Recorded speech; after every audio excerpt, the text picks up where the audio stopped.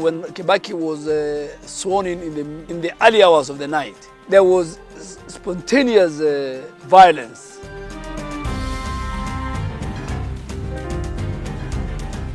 Now they said in Swahili, kama hii hatushindi, hii hakutakalika, Kenya haitakalika.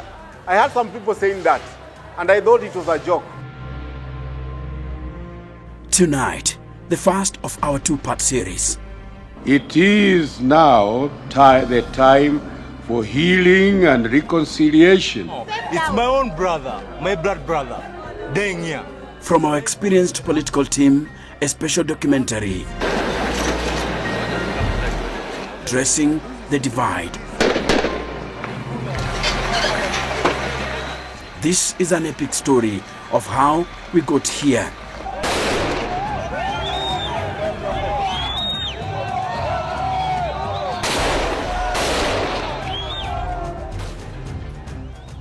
A decade of division defined by two seasoned politicians, Mwai Kibaki and Raila Odinga.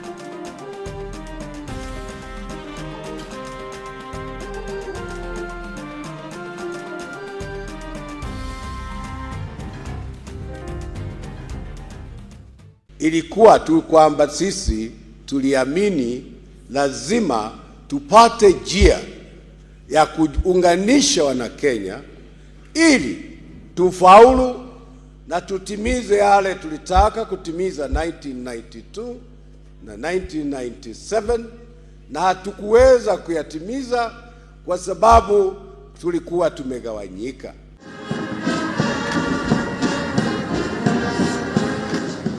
Mwai Kibaki arrived at State House with a promise of economic revival, a new constitution, and unity of purpose.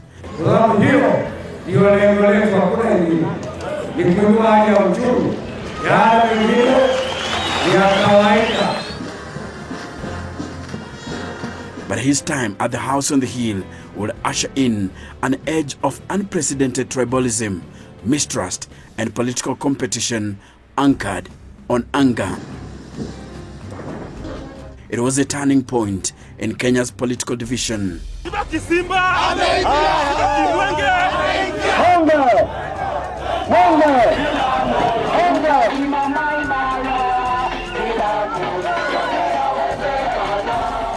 Kibaki's rise to the apex of the country's leadership came at a time Kenya was crying for change.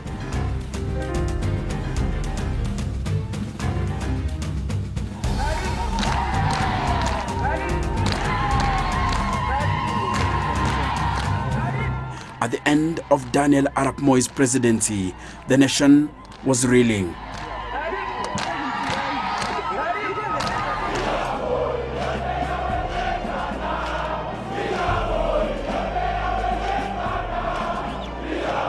Mimi Mwai Kibaki naapa kwamba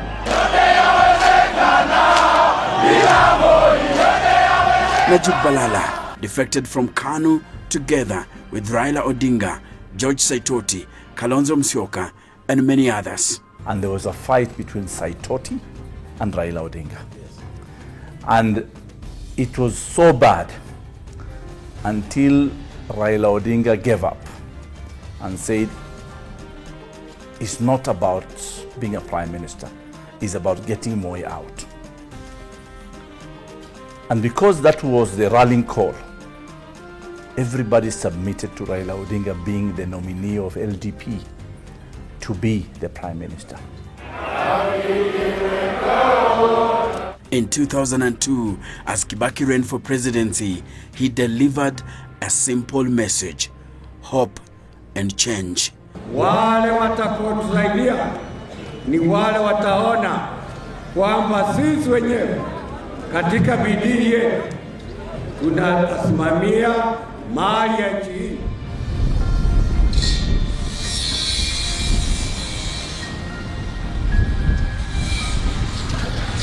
The National Rainbow Coalition were not the only ones looking for change. Karibu baba. Hapa kwako. Karibu Garissa baba. For KANU and Moi, Uhuru Kenyatta ignited a new political force. The president did read very well that Kenyans needed change. And I don't think they are going to settle for anything less than change. We want to do the business of our country in a different way. We want new players. We want people who can do things in a different way, in a better way. For Daniel Arap Moi, Uhuru represented a shift.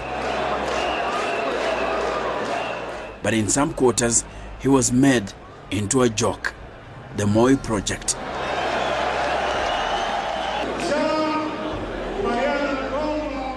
It led to a mass walkout as Raila Odinga engineered the disintegration of the once indomitable party, KANU.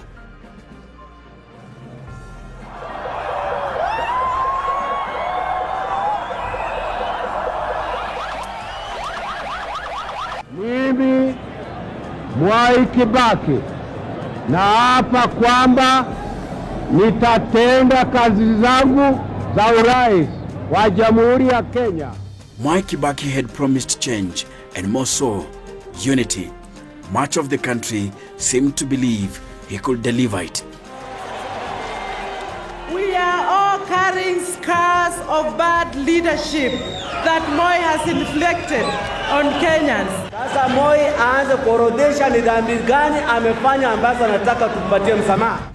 One would have preferred to overlook some of the all too obvious human errors and forge ahead, but it would be unfair to Kenyans not to raise questions. When he's leaving, you have some moments of anxiety, personal anxiety. What will it be?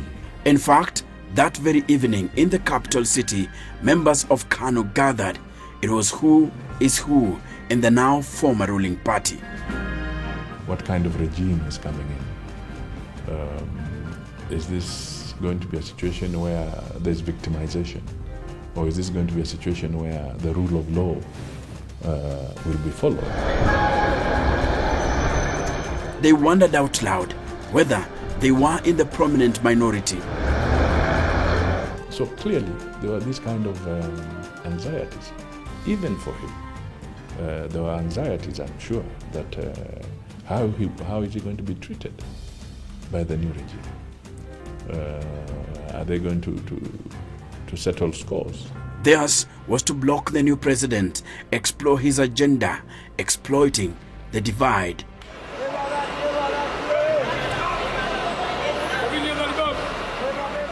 The economy that Mwai Kibaki inherited would be the defining challenge of his presidency, even though a push for a new constitution reshaped Kenyan politics for the next decade. Before he could deliver his promise of unity, Kibaki had to confront the increased agitation for change. People wanted a new constitution, but by this time, cracks had emerged in the ruling coalition, NAC. Now, the mistake we did as politicians and leaders for this country is the politics of deceit. We cheat each other. Power got into the heads of some people, and they started behaving funny, excluding others in decision making, not meeting the agreements that we had agreed on. Backstabbing. These are the things that is haunting the country.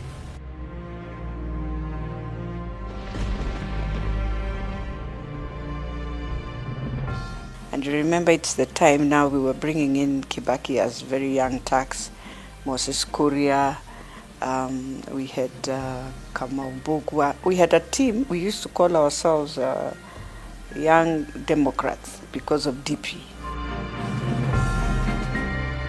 Beatrice Elachi, who was then an activist with Kibaki's Democratic Party side of the NAC coalition, agrees with Balala. She says the death of Vice President Michael Kijana Wamalwa barely 8 months after the NAC government was formed deepened the cracks. It was the first blow Kibaki's unity caravan received. was sort of the one who would now manage to bring in and understand what the team of Raila would want, and he would moderate, a go-between. But now when he became again sick, then you find again things just went not the right way for Kibaki, because the person who understood both sides' politics was now not there to be the go-between, to be the peacemaker of both sides. And that is why that Kibaki government now came, and that by the time we were hitting to 2004 and 5, things were not the same again. Anger and distrust towards the government will grow. Kibaki's closest political advisors had sown the seeds of destruction, while the president was ailing in the first few months, and it is widely believed during his first year in power. You wonder why the citizens have just turned around. It's because of the few very powerful men who are within the circle of the president.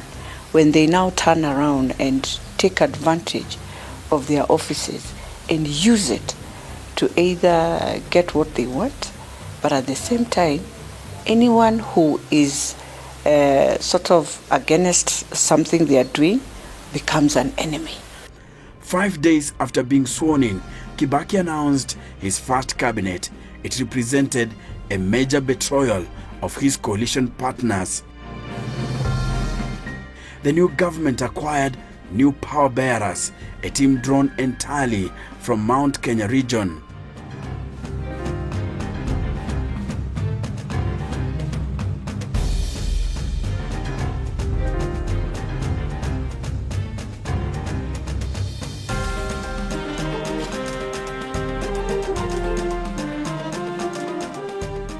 After Kibaki was sworn in, the gates were closed. And the gates were closed by one person called Matere Kereri, the controller of State House. These are the new operators. At least one provision had been changed. It was the provision of sharing government positions, sharing the management of state, whereby the president was Mwai Kibaki. Then below there was share equally this position, ministerial positions, permanent secretary, all that stuff. Now, it was then changed to say it may not necessarily be that way. That is now what broke the camel's back. The NARC coalition headed by Mwai Kibaki promised a new constitution, commissions to address large-scale corruption and arbitrary land grabbing by the elite, as well as measures to tackle landlessness, unemployment, and police reform. I am fully aware of the job that is ahead of us. But I am encouraged by one thing.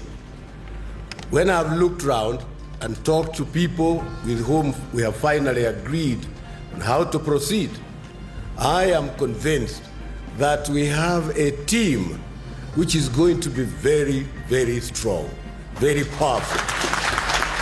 But one by one, those promises were abandoned by the Kibaki regime as the NARC coalition fell apart, while impunity and corruption became further entrenched. Men so close to the president had inherited a monstrous security procurement scandal known as the Anglo-leasing saga, a scandal that had been marinated for 6 years under the Mwai regime.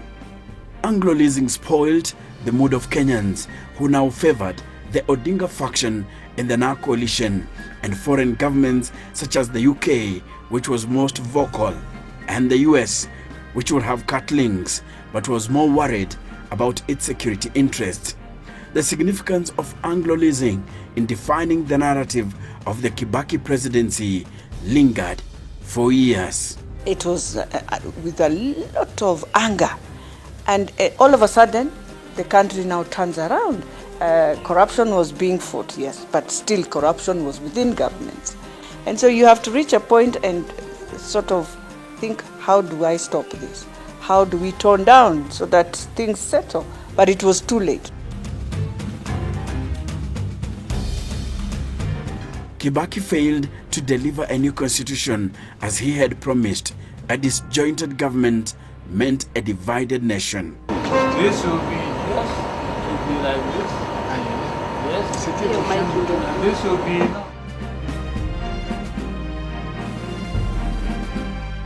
And when the 2005 constitution referendum was called for, the Raila Odinga faction joined the opposition KANU to hit back at Kibaki and his team. Sasa matashika adabu, sio? Na sisi tuko tayari kama wanachunga kwenda nao mpaka kule katika debe. We were chungwa. Those are the guys who were banana. And we went across the country describing how rotten a banana is. And that it is better an orange because it is properly secured inside the peels. And we succeeded. And Kenyans listened. Kenyans listened. I was almost the bishop of the Katiba.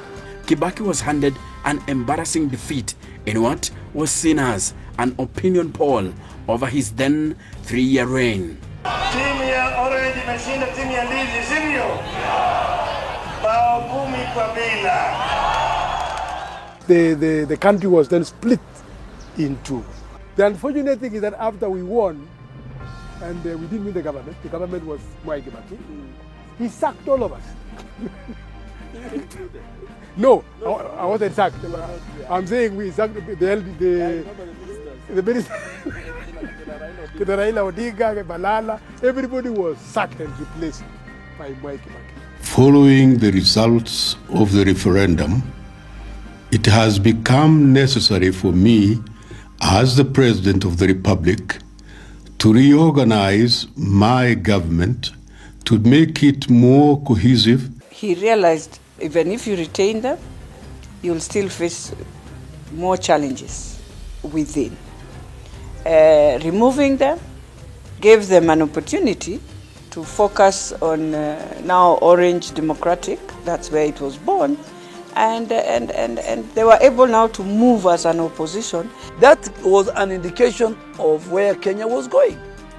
Adan Duale was a member of the movement that soon transformed into a political outfit, the Orange Democratic Movement, ODM, under the leadership of Raila Odinga. And the momentum of the referendum continued beyond the referendum. That's why in 2007, ODM was formed, and ODM won the election. That was a time he assembled critical leadership across Kenya. He had serious leaders from Western, he had serious leaders from Nyanza, Rift Valley, the whole of the pastoralist, coast, name it, Nairobi. He had the best chance then. All of us were in ODM, I was in ODM. He had nearly the whole country.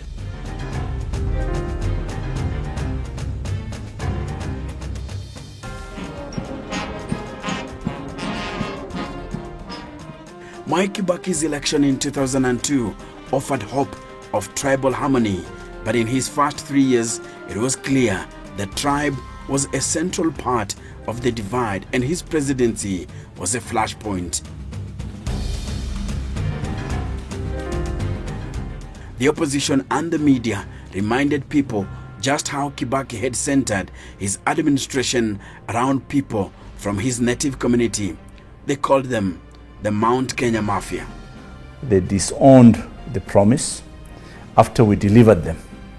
It's like you put a ladder for a monkey to go and climb and get the bananas. The minute he gets the bananas, he throws the ladder down. So that was actually the downfall of the NAC government. That is where now the crisis started. So Raila had to swallow it because he had no choice. We tolerated it. It was infighting within government. The opposition of KANU was not felt because there was opposition within. Kibaki faced an emerging reality. His chances of being re-elected were becoming feeble each day. There is no way he was going to have an overwhelming support as he did in 2002.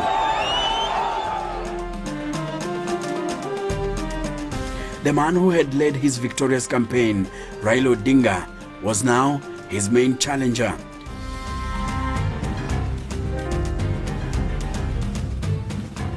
With more than half the political blocs that constituted NAC gone, Kibaki was reduced to a limping minority president. Opinion polls placed the then Langata MP as the front runner. Every elections, if you look from 2002, every election in Kenya has 2 horses. Of course, there are many donkeys. The anger directed at Kibaki was growing. His re-election looked unlikely, but he would fight back, rallying his supporters, including some parties that had formed the NAC coalition. But to make up for numbers in parliament and to hold on to his seat until elections are held, the Odhaya MP reached out to the party he defeated in 2002 and a party he once served as vice chairman, KANU. Personal friends like Simon Nyachai came in handy. The Ford People leader accepted a cabinet slot. For much of 2007, Kibaki cut a lonely image of a candidate on his own, headed for a downfall.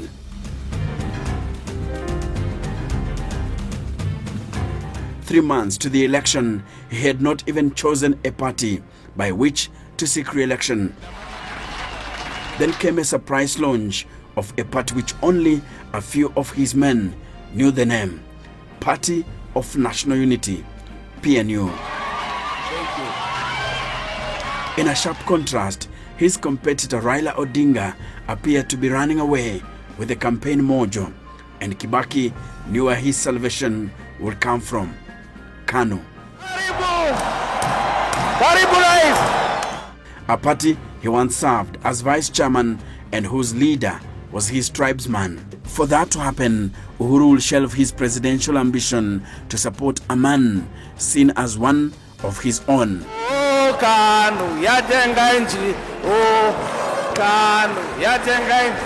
Oh, KANU, yajenga. Uhuru Kenyatta had injected hope in what appeared a lost re-election campaign. Yajenga nchi. Nikukumbushe ya kwamba hata wewe ulikuwa life member wetu wa chama hii yetu ya KANU.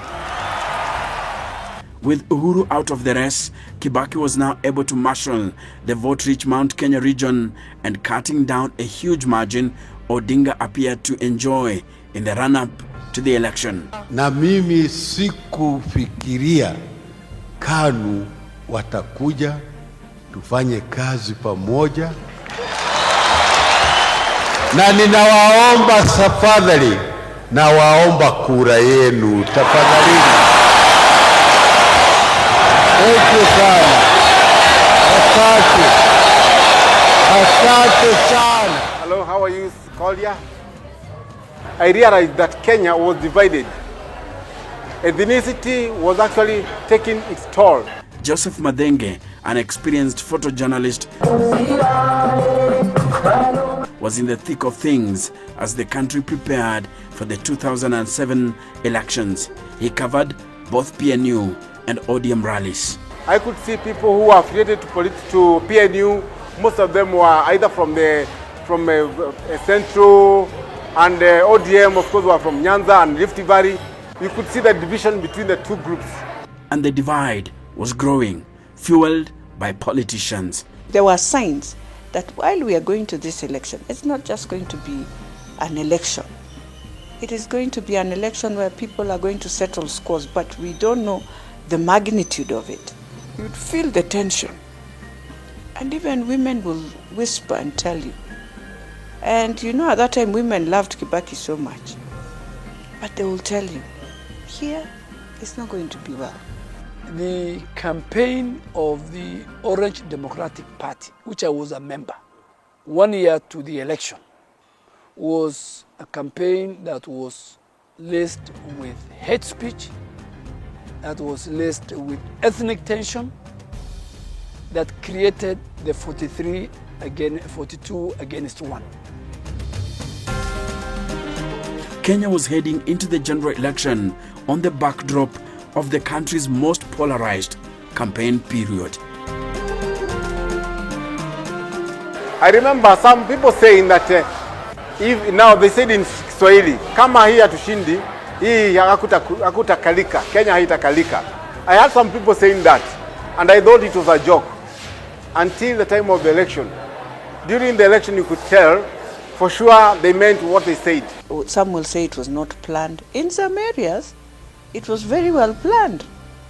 And especially when you will go for a rally and you find young people very agitated that you can't even do that rally. If indeed it was not planned, why would the young people, even before the elections, deny you to do a rally in their region?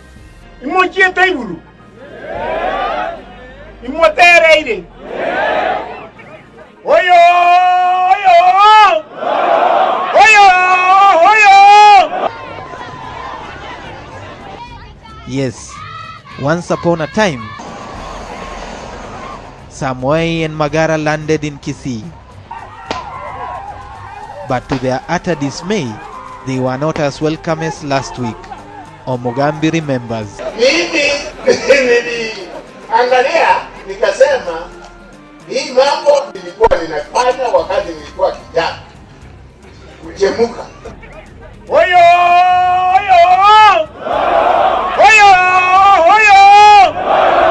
Kulikuwa na makosa. Hiyo ni yangu, hiyo ni mwingine, watu waliumia. We are saying sorry. And I remember going to Nandi also, it was very volatile before the elections. So you could see already there was something happening quietly and very well planned. December 27th, 2007 it was. The voting process and the initial stages of tallying appeared peaceful. Only isolated violent incidents and allegations of vote fixing by both the main opposition party ODM and PNU were reported. By the 29th of December, results published by the Kenyan media placed Odinga in a commanding lead. But Kibaki will gain in his heartland results, and by 30th of December, he had eclipsed Odinga.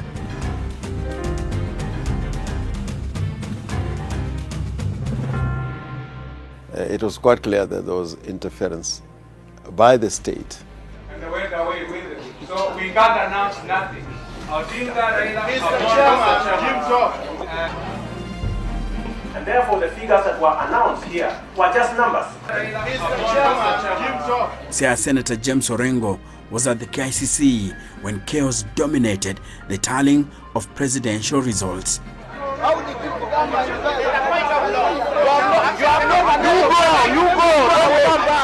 You and I know what has happened in the last election. Most of the voting went on quite well in a lot of the polling stations across the nation. But when it came to the transmission of the results, that's where the problems, started. And some of them were done at the local level between polling stations and, constituency centers or other regional centers, or as they were being transmitted to Kenyatta International Conference Center. When Kivitu gave his results, those results did not tally with the ones in the media. Raila collected me at Pentagon House, ananiambia twende huko, our people are fighting alone at KICC. Let us go and pack them up.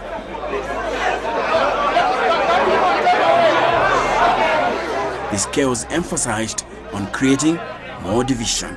Form 16, which shows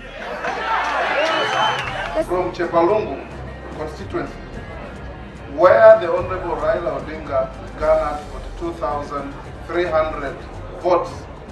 The tally form indicated that he had garnered 420,000 votes. With Kibaki now ahead of Raila Odinga, according to the Electoral Commission of Kenya results, ODM were convinced the results had been tampered with. We were so excited that at the time all these things were being done to us, we were very busy crafting the next government. You are doubting your officers delaying the result, and we are doubting the same results that are being announced here. Well, in that case, in that case, if you doubt us, you know where to. Let there be a tally of all the 210 constituencies.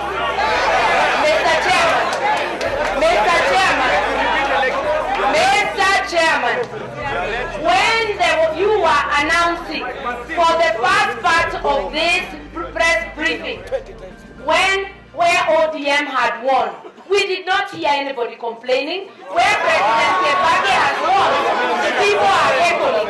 This election will be won by the ballot, not by mere shouting. Mr. Chairman, we are submitting. Proceed and announce the winner of the election and let us be able to move on. Who are you? I was whispering to Jack Tuma, you are a fine man. Give us fine results. Even if the fine results are us losing, so long as they are fine. I told him. Then all of a sudden, 2 columns of GSU started coming from my right and then doing a funnel. And then the electoral body officials, members, commissioners, were beckoned to stand up. And then they were told to walk. Then they walked through the 2 lines. 1 line on this side, another line on this side. They walked through. And they were escorted as such up to the upper room. After that was done, we were told to vacate KICC. And they were ready to beat us up.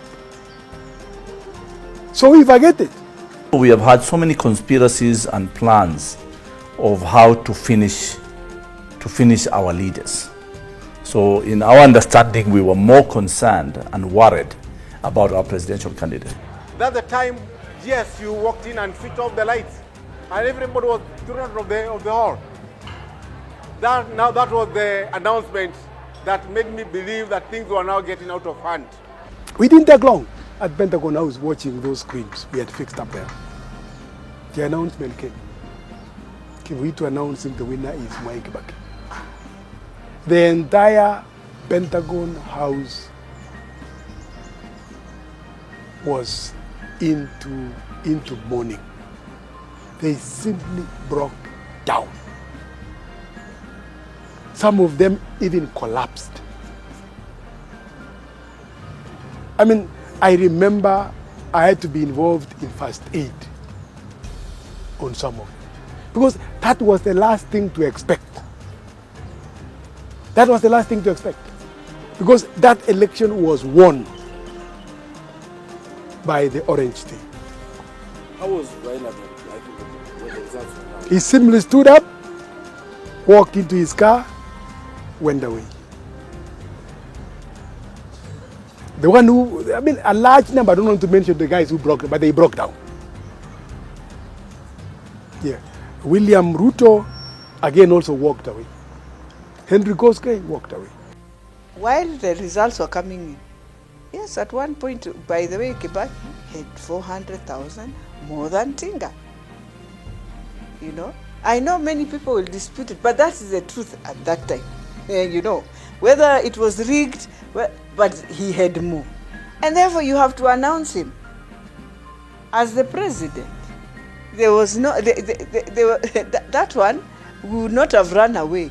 It was like saying again, don't announce any. So then? The difference was about 200,000 votes when really proper tallying was done.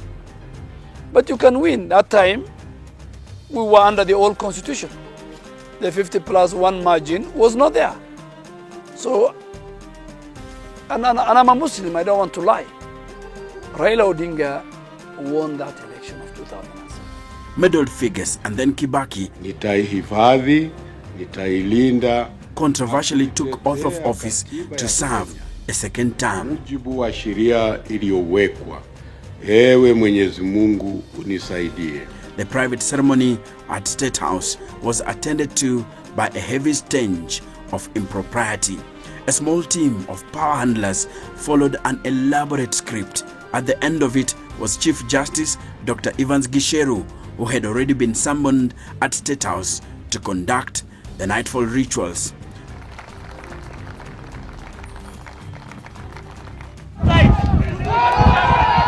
It was a moment that literally set parts of the country on fire.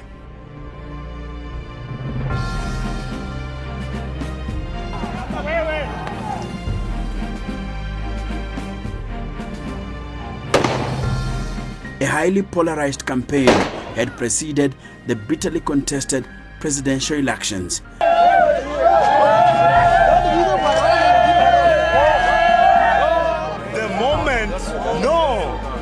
The moment they'll kill our brothers and sisters, like right now, it's my own brother, my blood brother, dying here with a live bullet, and I have that bullet. The regions that did not support Kibaki's re-election bid felt cheated by the official results and erupted in violence.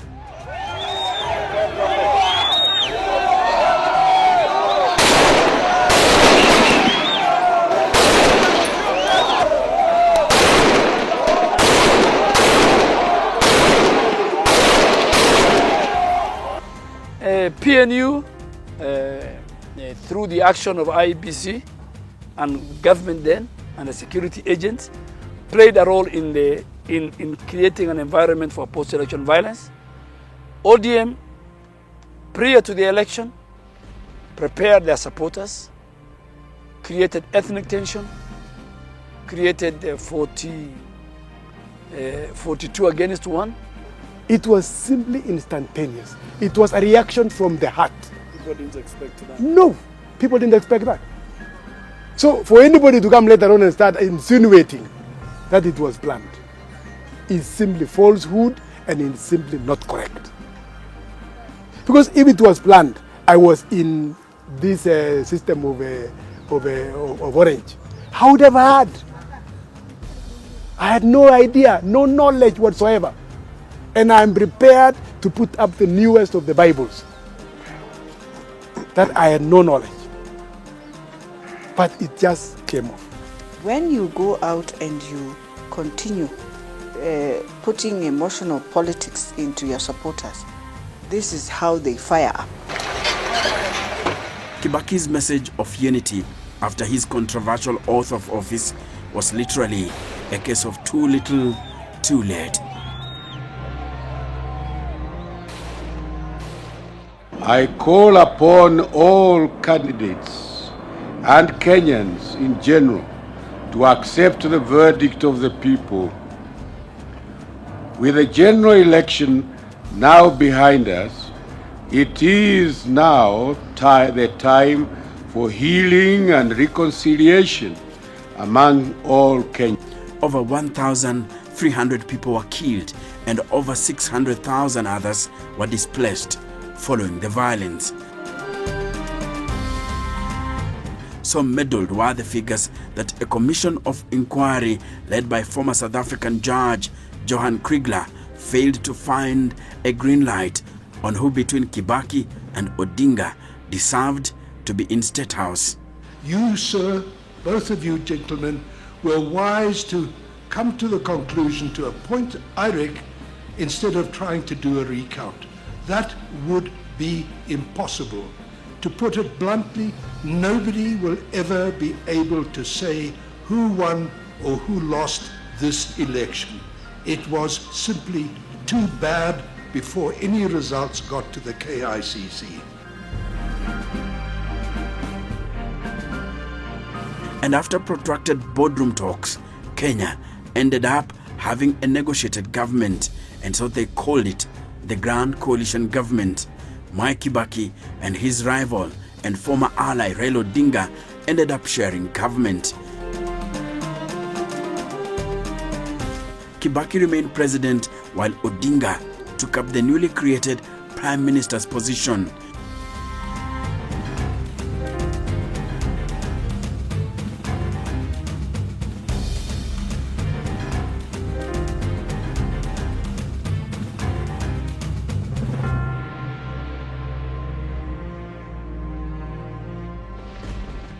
there was also the recognition of Raila Odinga being the potential prime minister even before changing the law.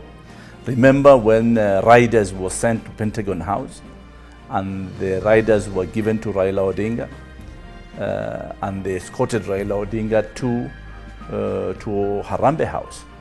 Unfortunately, fortunately, I was in that car. I was with Raila Odinga in the car. And we came out to Harambee House. Unfortunately, we didn't have a formal appointment with President Kibaki. When we reached there, Kibaki refused to see us. I told Raila Odinga, maybe we don't deserve to be given the riders before the deal. But Raila Odinga felt he was entitled to those riders. I started becoming disappointed because it was not about riders that we fight to be in leadership. It was about the people of Kenya. From that time, we knew we had a raw deal. If he was focused on power, then there would have been no deal, because the position that we took at the beginning was that we had won the elections and Raila should be declared the President of the Republic of Kenya. And the worst scenario for us was a repeat election. Worst because we only two scenarios. Raila's announced, and our second option was that we should go back for elections. It was necessary to go into that deal because the entire clout of the international community, either as expressed through the African Union, the United Nations, and the United States of America, European Union, all of them wanted Raila, to accept a deal. It was an arrangement that forced consultation in almost every subject of governance. But from the onset, Kibaki ensured the coalition was about sharing responsibility and minimally power. We could have done better, and we knew we could have done better. But slowly, a lot of people were beginning to say we were now being a little bit unreasonable. And we had now, to accept something which could work for the players and also for the country.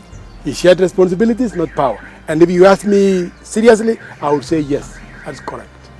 How, from your understanding? My understanding is there's got to be a leader in any organization whom everybody would fall back to. You just cannot create a vacuum there in the name of collaboration. No. And again, too, you cannot share that power. It's not possible to share power. Hata nyumbani kwako, wewe ndio mdosi, bibi ndio chini na watoto. You cannot say unaanza sasa kutoka leo mnakaa authority ya hiyo familia kati yako na bibi yako. Iko conflict itatokea mara moja hapo. One must be submissive. So to me that was correct. And sharing the responsibility was correct. And let me confirm here. The so-called Nusumkati, it worked. Key ministries such as internal security, defense, finance, and foreign affairs were firmly retained on Kibaki's page. Odinga ended up with what was seen as service ministries.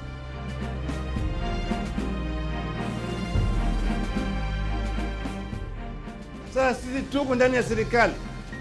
Waziri mkuu hana habari ati rais kesa atakwenda kupeana district pale. Anapeana tu peke yake. Waziri mkuu anakuja kwa sherehe kubwa kama na hii ya serikali, PC hakuna. Unaambia ati PC ameenda Nairobi. Kama Kibaki alikuwa anakuja hapa, PC angeweza kwanza kuja kwa hapa. Na angewekewa sana namna hii bila hata choo. Angewekewa. Alafu na nusu kapeti namna hii. Nusu mkeka. If Kibaki and PNU behaved properly and accepted the terms and the position of the Prime Minister as set out in the law and in the Constitution, things would have gone a different direction. Kenya would never had a situation where an election still becomes a problem. The result of an election becomes a problem. But the Grand Coalition government's biggest headache will arrive on the 15th of October 2010, just 2 months after the promulgation of Kenya's 2010 Constitution.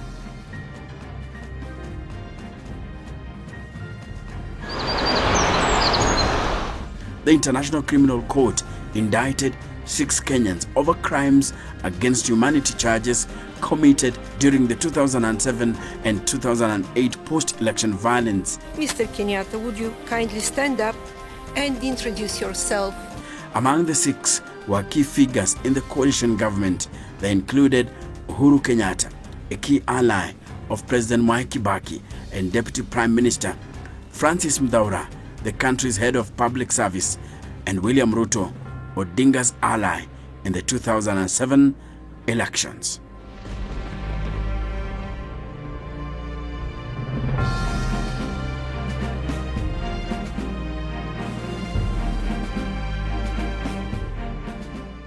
This is the Kenyan Historian.